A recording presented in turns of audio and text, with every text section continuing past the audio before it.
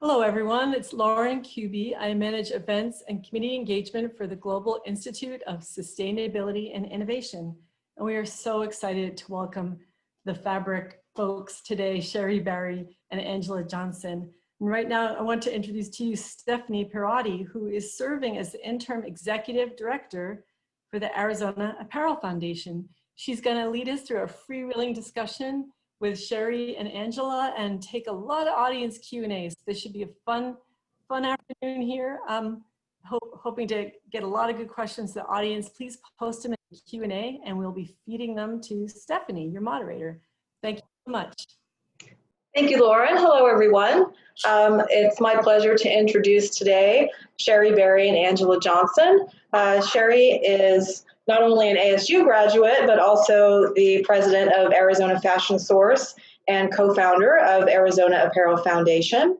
And Angela Johnson is with us as well. She not only is an ASU instructor, but is the CEO of Label Hoard and of Angela Johnson Designs, and also the co-founder of Arizona Apparel Foundation. So today we'll talk a little bit about how Fabric has pivoted this year with the pandemic upon us from being a fashion incubator to a manufacturer of PPE. So Sherry and Angela, I'll let you tell us a little bit about that. Hi, can you guys hear me? Yes. Okay, great. I'm Angela. And I'm Sherry. And Angela, you do the best job kicking it off, so I'm going to hand this to you right now. Okay, so I'll tell you a little bit about what Fabric is. It stands for the Fashion and Business Resource Innovation Center, and we are a fashion incubator, and we're here right on the ASU campus.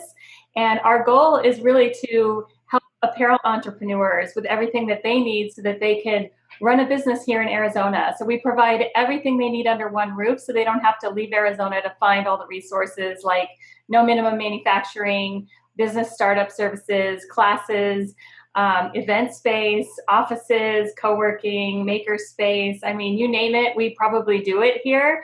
And we have been here for about 4 years. We've helped probably about 500 apparel entrepreneurs in those 4 years.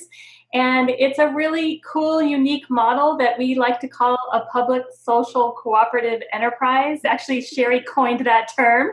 You got it right.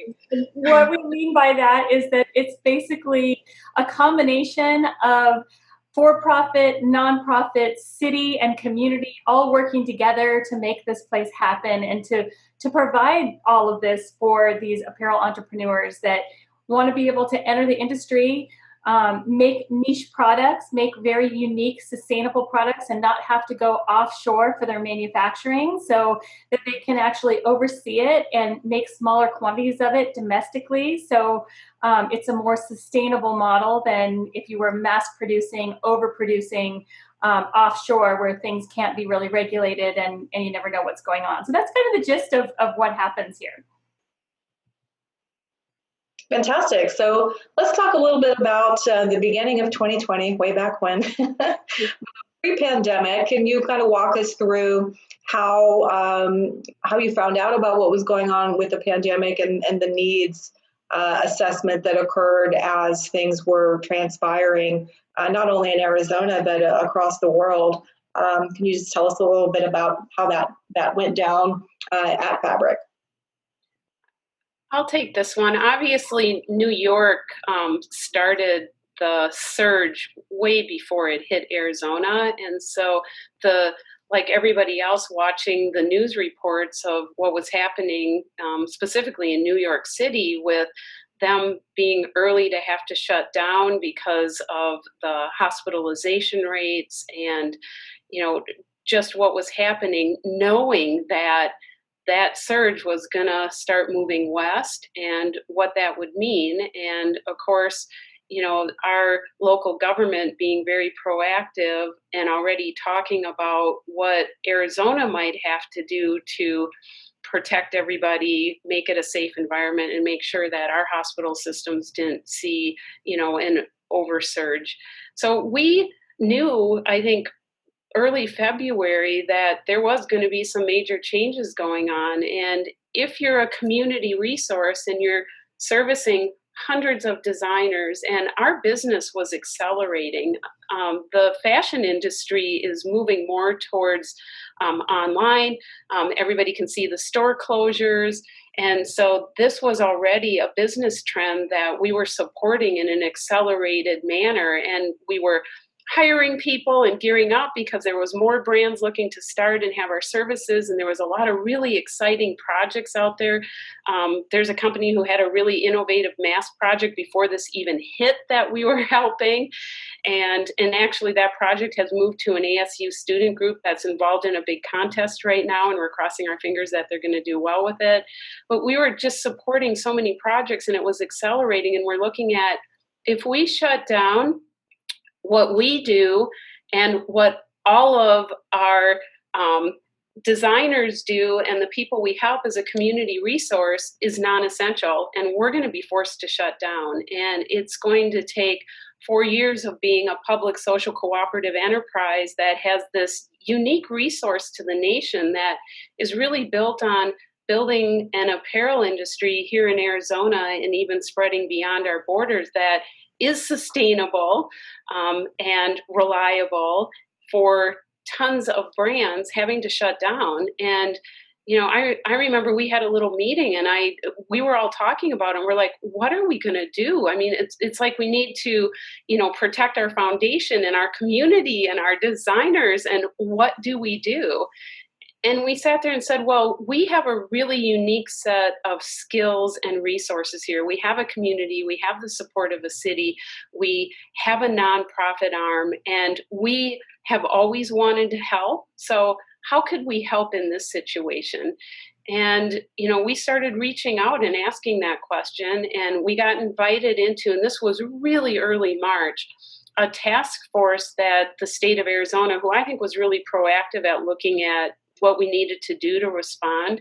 And it involved the ACA, the Arizona Department of Health Services. DEMA was on there, which is the Department of Emergency Management here in our state. And everybody, and they invited some big hospital systems, and we were invited on to that because we had manufacturing expertise, and we thought, well, there's a possibility that we can help.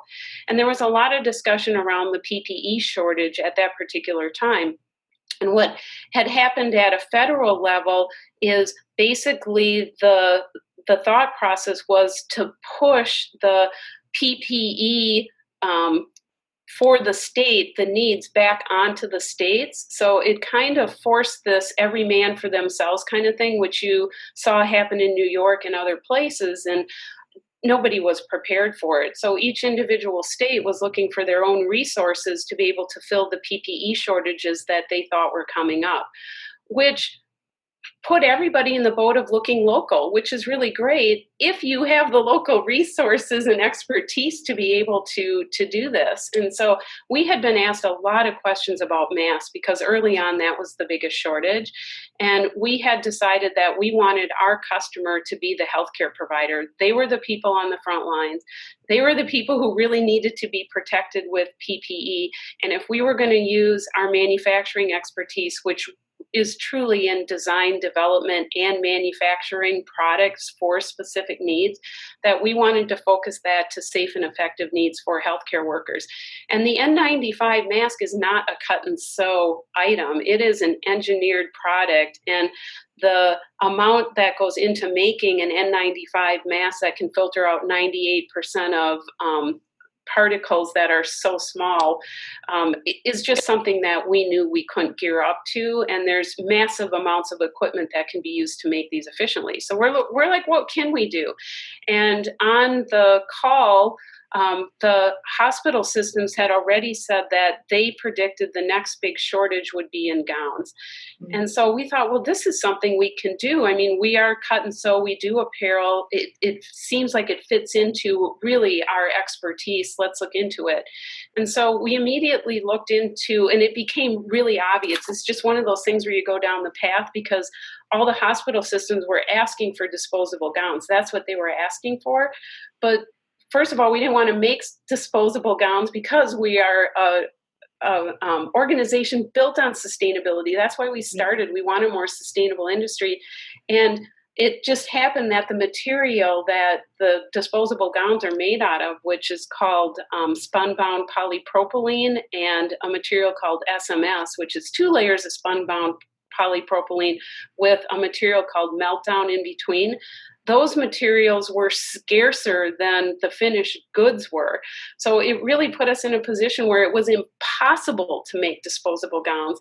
So we were in this realm where, okay, now what do we do? And we really thought, well, it doesn't make sense to be able to wear something once in a shortage. And is there a material that is medical grade that can meet the FDA standards? And I'll get into the FDA in a minute, or Angela can pick up with that, because that was a whole nother obstacle.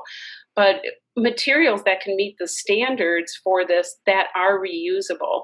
And so we put together a task force. In fact, it's funny, it's still up on our wall here in Fabric. We have this whole war room, and we're like through all the problems and solving them. And one of the big ones was trying to source enough reusable material that we felt could be washed a bunch of times, because it is going to be expensive to sew a reusable gown. The material is going to be expensive. We just knew it was. And so if it could handle a bunch of washes, that would really make an innovative product for this particular time.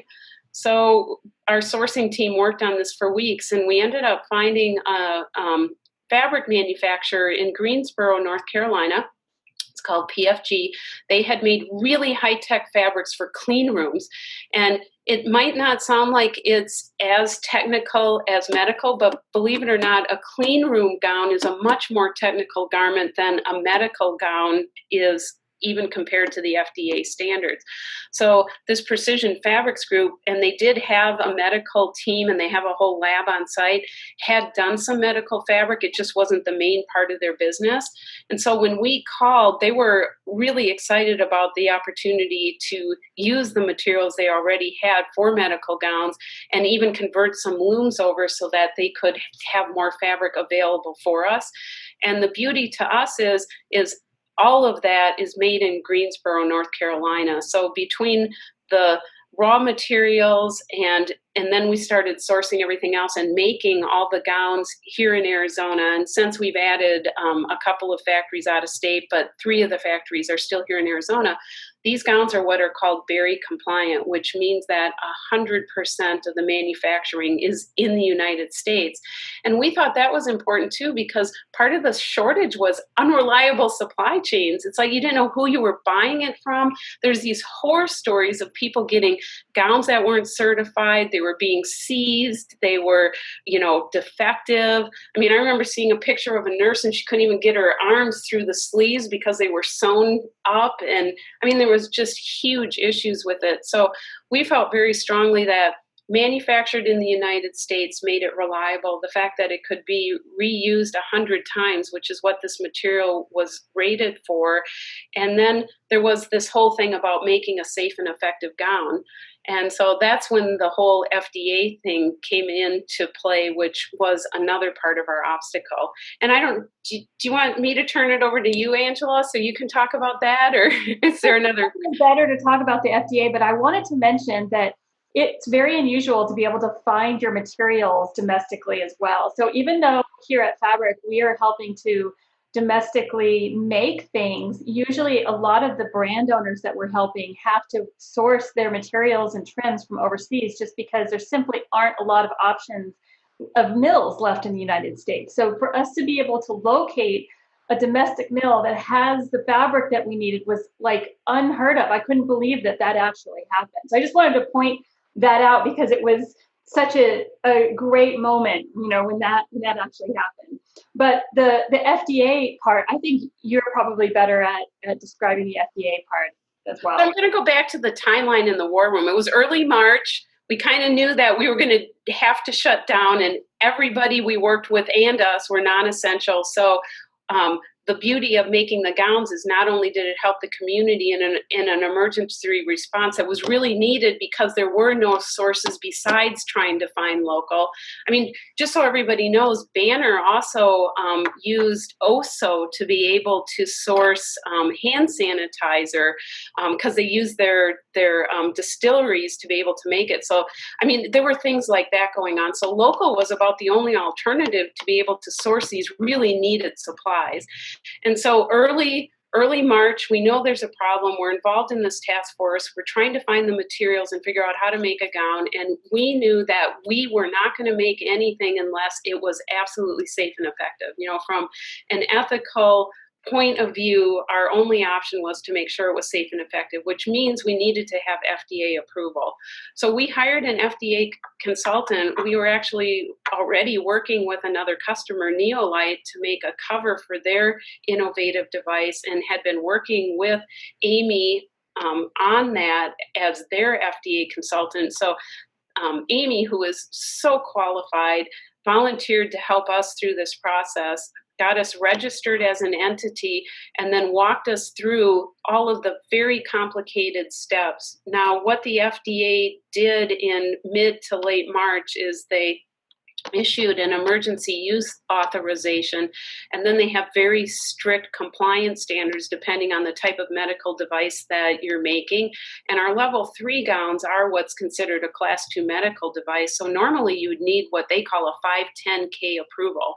And submitting a 510K approval is a 6-month or more process once you submit it, and then all the stuff that you have to get going for that. So within about 2 to 3 weeks, we were a registered FDA entity. Working with Amy, we came up with a technical design that we knew would meet the compliance standards around the EUA for a level 3 gown. You still have to submit everything that meets those requirements to the FDA, and then they review it and they give you initial guidance on it. And so that's what you have to legally market these gowns. So it's not a full 510K, but it's basically sending to the FDA, our gowns meet all of your requirements, and you're going to review them and give us initial approval. So we got all that done by the second week of April. And on April 21st, we had the material in. In fact, there was a problem at the factory and we couldn't get the material. And Governor Ducey called in the Arizona National Guard. They flew to Greensboro, North Carolina, picked up all this material and flew it back so that we could start making these gowns, because at that particular point in time, they were the Banner and Dignity healthcare system, because they were depending on these, were, I wouldn't say about ready to run out of gowns, but it was a scary, critically low supply. So we needed to get these gowns started to get sewn and into these hospital systems. And so the National Guard flew in the material, and we started making gowns on April 21st. And the production accelerated because the need accelerated from there. And actually it continues to be, because there is still a shortage. So tell us a little bit about how you guys handled, from an infrastructure standpoint, hiring new people, how many people were hired, and how the space was actually transformed into a manufacturing facility, and how the community helped make that happen. I'd like to start, and then I'm going to let Sherry, if you want to talk more about the detailed numbers of employees and things. But I just want to set the scene, because you could only really understand the impact of it if you have an idea of what we used to do in this space. So Fabric, this building, used to be the Tempe Performing Arts Center, and it is kind of set up like a theater. And when we came in, we had utilized the theater space as an event space. So we would have runway shows here and all kinds of different events, trunk shows, business seminars. The city does a lot of things. ASU does things here. We have weddings here. I mean, it's a beautiful event space. And the event space had just a little bit of it kind of dedicated to no minimum manufacturing. So we had one row of sewing machines originally all along our one wall.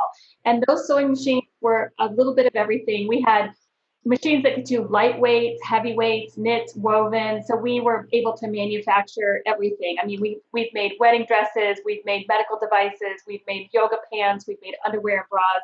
You know, anything that you can probably think of has probably been made here. And so it's kind of a very unique way to manufacture. And so the space was really set up for small batch manufacturing and for events. And then the rest of the building has offices that we have designers, you know, where they have their own office studio spaces. We have photo studios, classrooms, all kinds of things going on in this building. It's actually 3.5 stories. And so each room is kind of dedicated to do a different thing before the pandemic.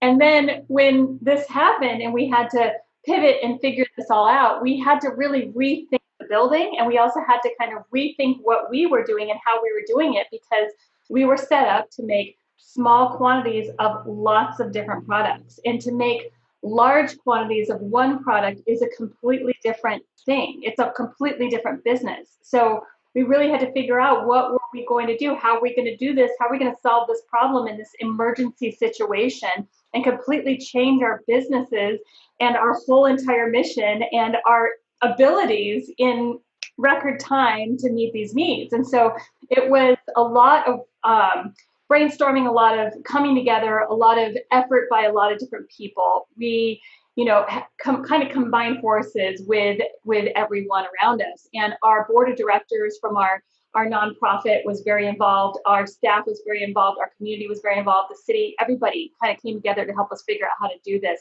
And luckily, for years, we have made these amazing connections with so much of the community, and have had, you know, a lot of support from different entities, different foundations, different community members in what we're trying to do to support the industry and to support and reinvent and reshore the apparel industry. And so we turned to those resources, we turned to those supporters, and we said, you know, we want to solve this emergency crisis. We need help doing that. This isn't something that we're set up to do, but you know, everybody's asking us to do it. So we need to figure this out. We need help figuring this out. And so it took a lot to figure it out. But what that ended up being is support from lots of different foundations coming in and helping to raise the funds so that the equipment could be brought into Fabric, and we could actually transform the former event space into this PPE factory and add, you know, dozens and dozens of machines. And then those machines actually needed skilled people to run them, because being able to sew something is not that easy. I mean, it takes a lot of practice and a lot of skill, and there's a lot of different machines that, I mean, some of them are really complex. If you've ever seen them, you know, some of them have 5 spools of thread that go through 80 different holes before you can even press the gas pedal and make it go. And so it's a pretty complex thing, and you've got to be able to find the people who have that experience and that knowledge, and who have the right touch and the practice and everything to be able to run those machines and to service them when they break down and everything. So there was like this storm of things happening that we had to figure out how to solve while all this was going on. And so it did take record time, in my opinion, how we were able to figure this out. But after the foundation raised the funds, that equipment came, and then we had help from the Arizona Commerce Authority, the Manufacturing Extension Partnership. They actually came in and helped figure out a lean manufacturing model. And if you're unfamiliar with what that is, you know, when you manufacture something, it's very different than when you're making one of something, or you're making small quantities of something. So when you're set up the way we originally were, you know, we're just trying to figure out the garment originally when you make one, and then you try to think of the best way that you can repeat those steps in an assembly line. Well, in lean manufacturing, they kind of take it to the next level, to a whole different level of that, and making it efficient and fast, so that, you know, you can crank these things out much faster and get more of them made. And so with their help, we actually figured out what the best setup would be for this line. And so, you know, you have the first person on the line doing one part of the garment, maybe sewing the shoulders, and then the second person on the line maybe sewing the side seams, and then the third person doing this or that. And so being able to figure that out was half the battle or part of the battle. And then being able to practice that and make sure that, that really was what we thought the right solution and the right setup. And then to be able to repeat that line multiple times so that we have multiple lines happening simultaneously was really what we had to do. And then being able to actually make that socially distant on top of it was a whole nother level. So imagine if normally you're squeezing people in together as close as possible to maximize the space and be able to hand off the garment. We now have to tackle that and do it in a safe and effective way that will prevent the person that they're sitting next to from catching COVID, So not only did we have to do everything that you would normally have to do to set this up and pivot, but we had this extra layer of safety to put on top of it. And what we came up with was this line where everybody's faces are actually 6 feet from each other. They're not even facing each other. They're all facing away from each other. And everybody had to go through all of the protocols of learning how to stay sanitary and, keep their workspace clean and, how to and institute all the check-in protocols and things like that. So there was just a lot more than I think, what had to have done, in any other normal circumstances. Right.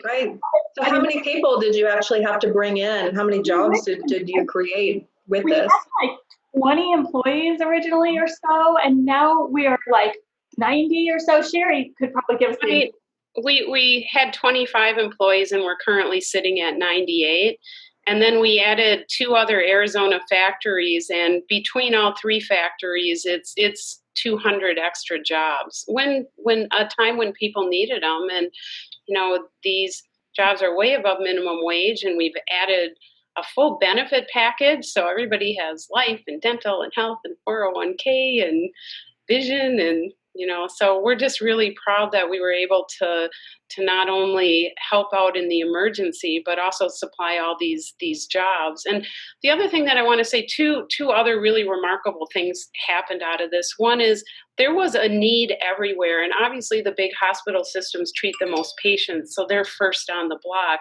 But there were a lot of other people who were competing. So the states are competing with each other. The hospital systems are competing with each other, and then all of the other smaller providers are competing with the big hospital systems, and nobody has enough. And so, the Navajo Nation and the Indian Medical Services and small rehab centers and dentist offices, and at the time they were closed, but there were other people who were providing essential medical services who really needed to have protection, and they couldn't get gowns. And so we had decided early on that we didn't want to create a social injustice issue where the big hospital systems we were supplying, and then all these other people who had equally almost more dire needs were getting ignored in the thing. So we set up one line in the factory that just serviced all of the small needs. And it allowed us to be able to send 5,000 gowns to the Navajo Nation and supply all these other people in need with smaller orders so that it was an even distribution of it. In fact, being able to order just a couple of gowns, let's say you're a school nurse, we've had prison systems call and they need protection. It's just people who really need to be protected who can't get gowns. What we've done, and maybe Angela, you can share the screen, we've actually created a brand of these reusable gowns now because we really think this is innovative. A reusable gown isn't something that hospital systems were using, but when you have a shortage, if you can reuse something 100 times versus throw it away, which I think one of the things that happened with COVID is so much more PPE was being used. It's ending up in the oceans and the landfills, and it doesn't deteriorate, and it's creating its own huge waste problem that having sustainable reusable materials makes sense for that reason too. More is being used, so more is going into the landfill. There's a shortage. So the reusable part really makes sense. So we created a brand, and it's called Reusa for Reusable USA. And this particular website, you can go on it and you can order one gown if you want. And it is an FDA registered AAMI level 2 or 3 gown. You can see these are some of our products. If you scroll down, Angela, hopefully the website will pull up. Are you able to see it? Yes. Mm-hmm. Yeah, we can see it. So on this website, you can see view our products. You can order one gown, you can order 2 gowns, you can order 3 gowns, and we can ship them within 2 or 3 days out of the building right now. So really anybody who has a need for these gowns, which then are reusable, so they don't have to worry about trying to do the supply shortage, can have them. The other thing is with 100 washes, these gowns, one use is about 35 cents a gown, 36 cents a gown. Even with washing, it's below $1 a gown. And the price for a disposable gown right now, retail, depending on how many you buy, is anywhere between $3 and $7 a gown. So this makes sense from a financial perspective too.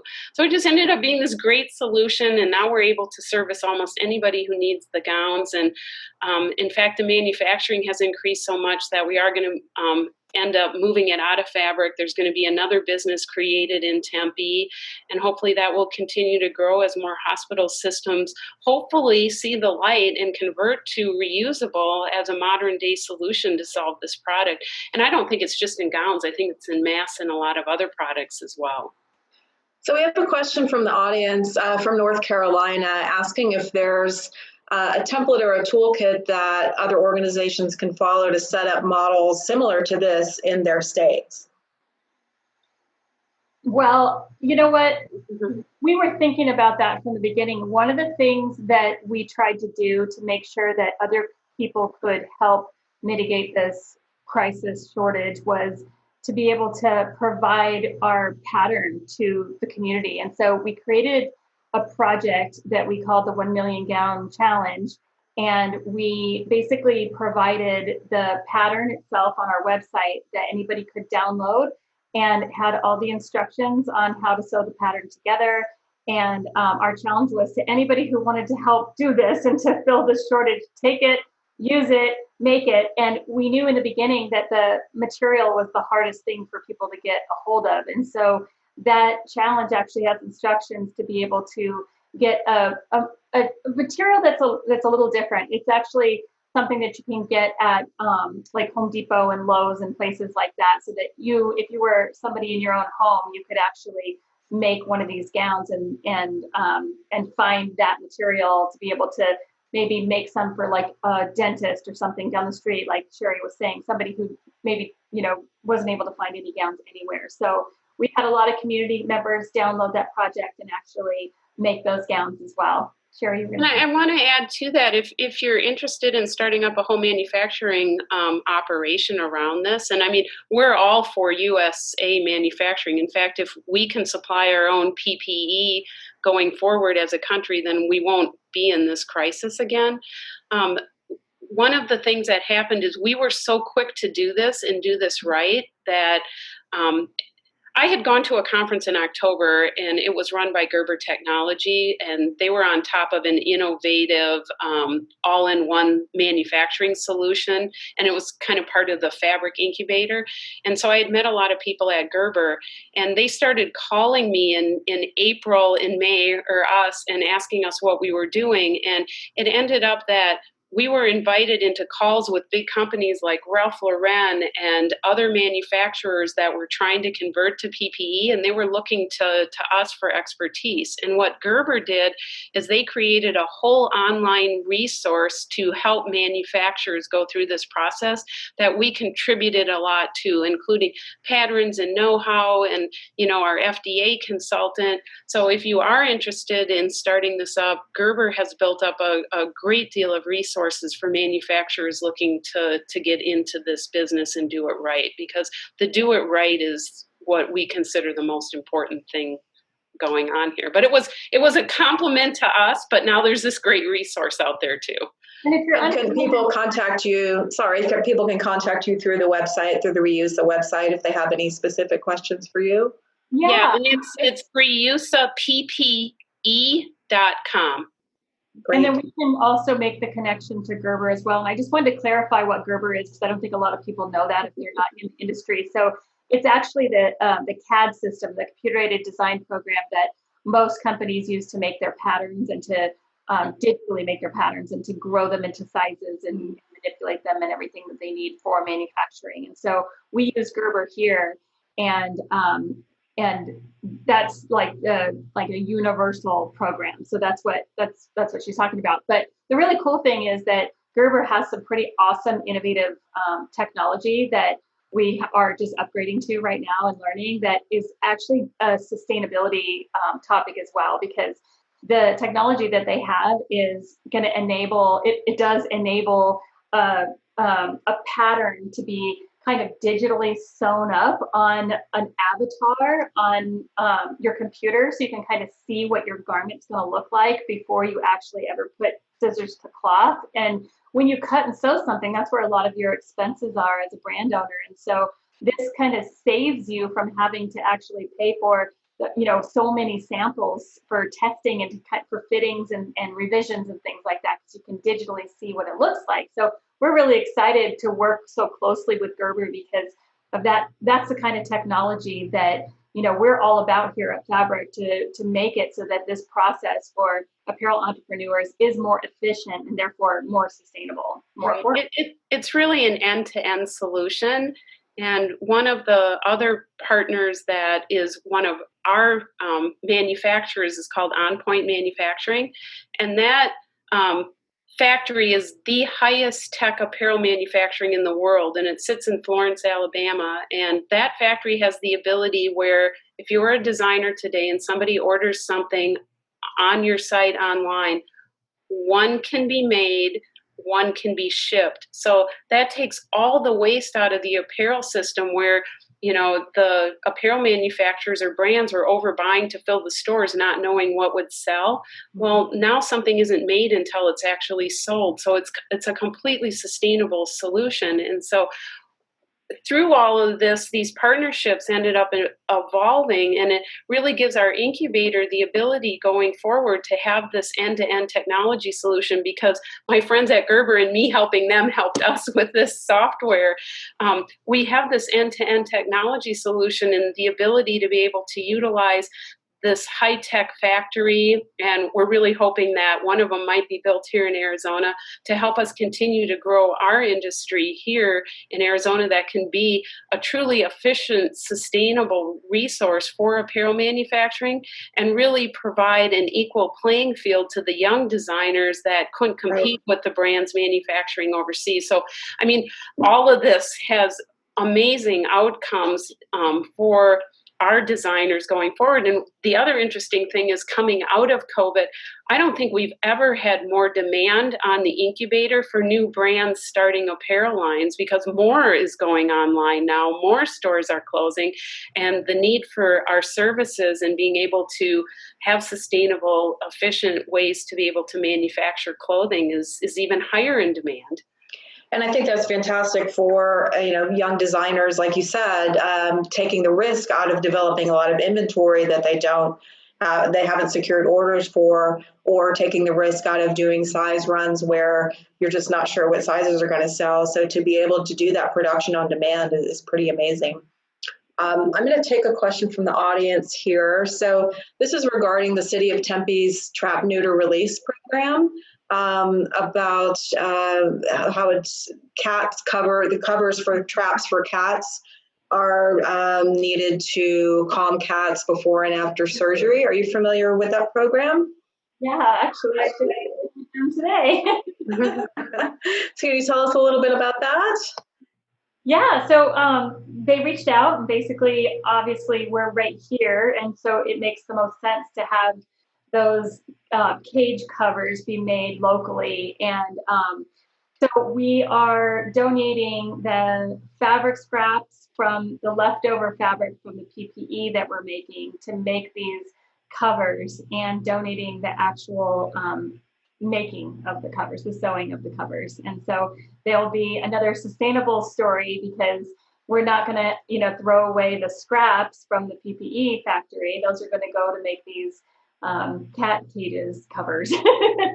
And we do things like that here all the time. And there's a lot of recycling and upcycling of the scraps that are left over here. In fact, we have a program here called Refabricate, where normally when a brand owner comes through here and we have leftover scraps, we try not to throw those out, and we give them to a group of designers who take the scraps and patchwork them together and create new garments out of them. And then we actually created an event called Arizona Eco Fashion Week a few years ago to celebrate that program and to celebrate all the other sustainable designers in town that, you know, maybe nobody even knows that they're sustainable. If they use zero waste patterns, or they upcycle, or they use sustainable fabrics, we put them on the runway. We don't charge them to be in the event. They get exposure for what they're doing, and we're celebrating sustainability. And then the Refabricate program, we sell the garments right off the runway, and the designer gets to keep 50% and the nonprofit gets to keep 50%, and it's a win-win for everybody. So there's some pretty cool things that happen here in sustainability. Fantastic. So can you tell me a little, go ahead, Sherry, sorry. I was just going to say, adding on to that, just so everybody knows, we don't throw away any of our cutoff scraps. That's just a decision that we made from a sustainability standpoint from day one. So there are some big cutoff areas around the gowns, because the gown is one piece so that it's protective, so you avoid putting seams in it. And what we use, or what we decided to do, is the areas around the gown, we cut out pieces. They're in a couple pieces, but we're making reusable bonnets and scrub caps for the hospital systems out of the spaces where the patterns are, so that there is less waste there too. And then if we do have scraps, we're trying to find projects just like the feral cat one to be able to use more of those scraps, because we are generating a lot. The other thing that I wanted to say is, as of yesterday, we hit the 250,000 gown manufactured marks since April. And what I want everybody to visualize is, what do you think 25 million gowns that really are contaminated and they're made out of plastics look like in a landfill? And that's been saved. Yeah, because 250,000 times 100 washes, I mean, it's 25 million gowns. And we have a question from the audience. Do you have any data on how many times the gowns are actually reused? And I believe that there's a level that they go down from protectivity once they are washed a certain amount of times. Can you talk a little bit about that? So these gowns are rated for 100 washes, and that testing is really stringent because it has to meet the FDA requirements. And it's not only the materials, it's the gowns themselves. Right now, the gowns that we've put into circulation since mid-April, they're just hitting the 50 wash mark. We've brought a lot of them in to look at them and make sure that they are performing as needed. The things that we found were minor, but you don't know what you don't know. When a gown in a hospital setting going through commercial washes hits 50, you don't really know what's going to happen to it. So we've been bringing them in at 25, 50, we'll bring them in at 75, but we did send a bunch of gowns through 100 washes and then test them. But we are also looking what's happening in the field, and they're doing really well. When they hit 100 washes, if they're still serviceable or if they can have minor repairs, we would do that, and then they can be brought back out into the field as a level 1 protection gown. So they might, they probably have a life way past 100 uses. Right. So another question from the audience, do you have volunteers at Fabric? Oh, yeah. How many volunteers do you have right now? We actually have registered over 700 volunteers in our system. And so over those years, volunteers have helped us with things like teaching a class or helping backstage at an event or running the front desk or anything. I mean, there's a job for everyone. And so one of the things that we do to try to make sure that we're selecting people who maybe really need it more than others are internships through ASU. And so people in the fashion program, the sustainability program, the business programs, and all the different programs can come here and kind of select what they really care about most and focus on that. So, we have different interns that handle different things, everything from business and marketing and branding to, actual logistics in the building, to manufacturing and design, to, events. I mean, you name it. Fantastic. And other than volunteering and interning, how else can the community at large or individual companies help you to achieve your goals through this pandemic? Support our foundation. It's thefabricfoundation.com. We just renamed it from Arizona Apparel Foundation, but the foundation is there to help designers, to help us in our mission to sustainably grow Arizona's fashion industry. And if you go onto the website, it talks about getting involved in all the ways that you can do that, whether it's volunteering your time, we offer internships, financial donations, just spreading the word. I mean, we do tours every week so you can learn more about us. And, we're always looking for ideas to help partner with the community. This whole project on PPE was a giant state community effort. It involved, the city of Tempe, who supports us in a lot of ways, but the state and the philanthropy community and private business and our design community, and our manufacturing, I could go on and on. This really took a village. So we always need help, and the more people who get involved and, really want to see an innovative, sustainable industry grow into the future here, please log on to the foundation's website and take a look where we can really use your help. Fantastic. So on Angela's screen, we can see the azapparelfoundation.org and all of the donor partners that have helped bring these programs to life. So thank you to all of them. Yes, I just want to make sure everybody knew the website is azapparelfoundation.org. Like Sherry said, the website will be changing soon to the Fabric Foundation, but for now, this is where you can find it and you can navigate everything up here. So different programs and how you can get involved is right here. So when you click on Get Involved, there's actually a sign up for being a volunteer. So you can actually see it right here, volunteer your time, and you can follow the steps right here to register in our system as a volunteer and go from there. Fantastic. And thank you to Lauren for posting the YouTube link where this can be seen in the future if you have a need to go back and reference any of this information. I just want to add one more thing too. Sure. If you are a designer and you're interested in starting up a new brand sustainably, we have a ton of resources in our incubator and this is the website, fabrictempe.com. There's a button on the website that says New Get Started. It has all kinds of information to help you out. Fantastic.